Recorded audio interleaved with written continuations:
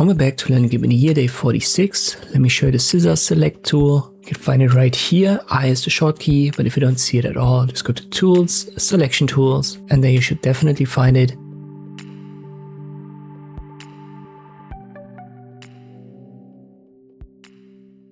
Doesn't have many options. We just see our 4 modes again, anti-aliasing for smooth edges, and you can feather out the edges. The only thing that's new for us in this Gimp playlist is the interactive boundary. Let us go over it without checking this box. What the Scissor select basically does is it kind of detects huge differences in contrast. So you can left click on a specific point here, let's say this camera outline, and then the connection between the 2 points that you've set via left clicking, this will be automatically created. And depending on the contrast, this will give you not a straight line, but it can actually find curves and even these jagged edges. When you left click and hold, you can see kind of gives you a preview of what is being drawn. But when you do it, checking the box for interactive boundary, you can actually see how it tries to find these edges. So you can left click drag and then just follow until it loses it. And then you go back a little bit and release. So this is the best way to do it. Check the box and left click drag, create your first point, then left click drag, follow the outline until it loses it,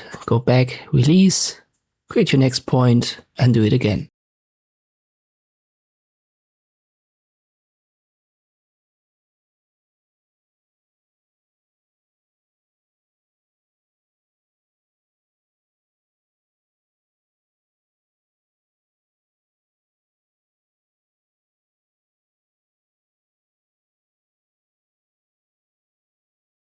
So this is the best way to use this tool, I think. Here, for example, at the bottom, it has lost it. So I go back and I create a new point.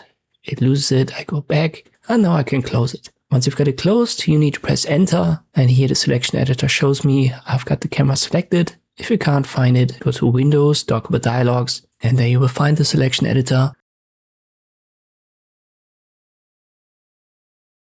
Let me show you a simple design example that we could create now. Copy the original, give it a layer mask using the selection mode. So we've got a cutout now. You go to select none.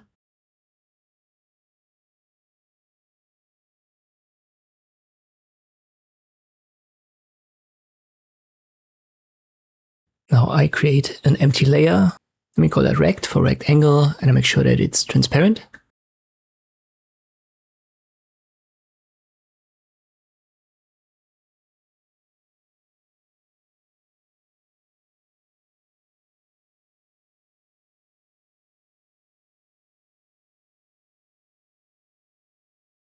Now I use the rectangle select, maybe something like this.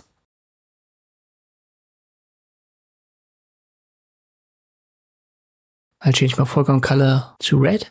I wanted to use the color wheel in my tutorials here, so we're going to stick to it. Now I use the bucket fill and I left click on my selection. Keep in mind I'm still on my rect layer, so this empty layer that we've created. I go to select none, and now I put the original copy on top of the rect layer, and you can see this places our rectangle in between the background and the camera. And I can now use the type tool and add, for example, a simple text. But I haven't yet talked much about this type tool. Let me flip the colors first so that white is my foreground color. Then I use the type tool, left click on the canvas. I type in what I want, for example, Canon. And if I press Ctrl A, I can select all these letters. And now the text is white. With Ctrl A, I can select all the letters and then change the font family right here and the size right there. So you need to select these letters first using Ctrl A. Let me put it maybe right here. I'm going to reposition that a little bit.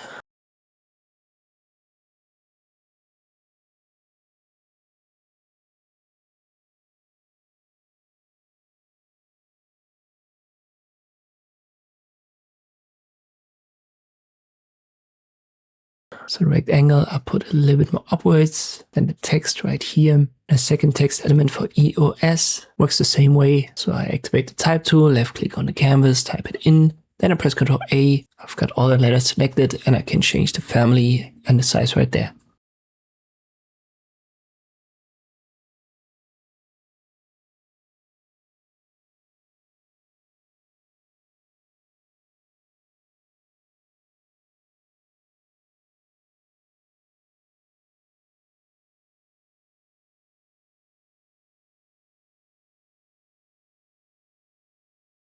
but I'm not that happy with the size of the Canon text. So let me reselect that. I activate the type tool, then left click on it, Ctrl A to select all letters, and then I make that a bit bigger. Afterwards, I use the move tool to reposition them a little bit.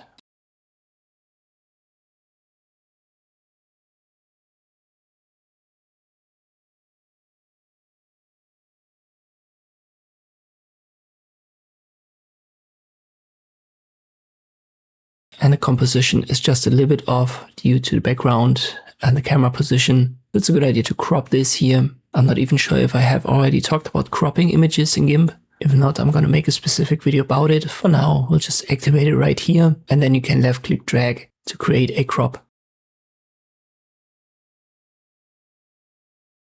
Let's confirm via enter, and your entire canvas will be cropped to this new size. So going back to the Scissor select tool, not a bad tool to have, especially when you have clean contrast between background and foreground, and especially when you have objects, when it's hair or something, an uneven outline, then it's a little bit harder to use.